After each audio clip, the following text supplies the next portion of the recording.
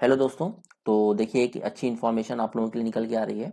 Government of India, India meteorological department, IMD जिसको आप बोलते हो, मौसम विभाग, उसमें वैकेंसीज निकल के आ रही हैं प्रोजेक्ट स्टाफ की।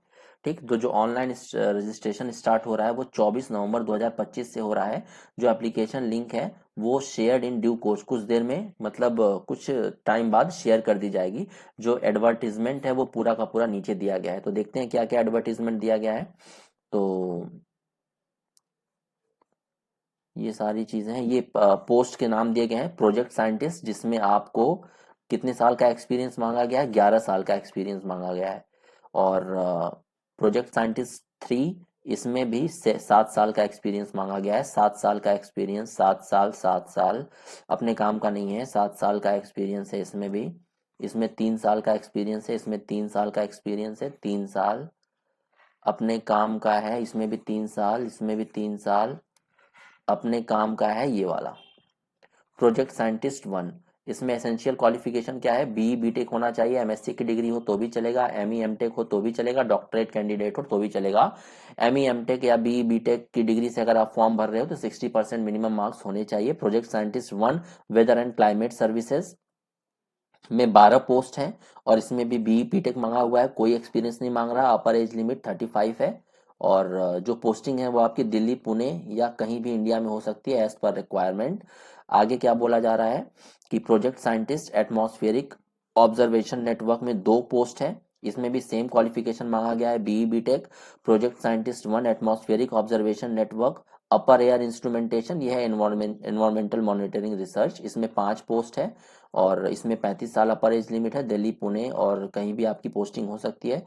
इसमें 12 पोस्ट है, इसमें 13 पोस्ट है। 3, 5, 16, 25, इसमें 25 पोस्ट है। और एडमिन असिस्टेंट में आपकी है 2 पोस्ट। तो एडमिन असिस्टेंट में बी बीटेक नहीं मांगा गया ना, नहीं मांगा गया है, बी बीटेक नहीं मांगा गया है, तो ये अपने लिए नहीं है।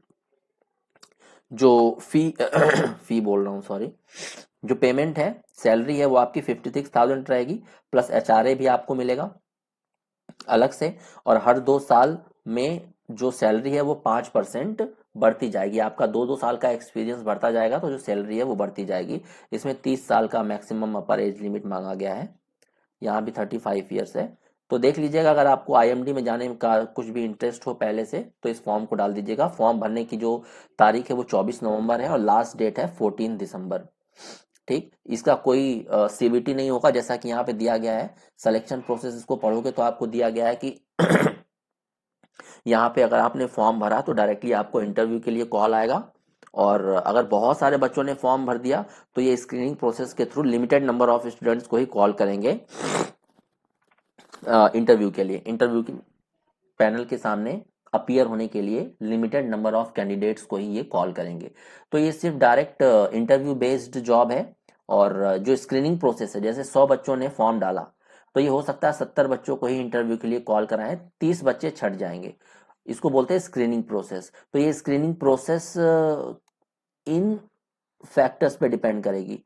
तो एसेंशियल रिक्वायरमेंट क्या है, डेट ऑफ बर्थ क्या है, एसेंशियल एक्सपीरियंस क्या है, डिजायरेबल क्वालिफिकेशन क्या है।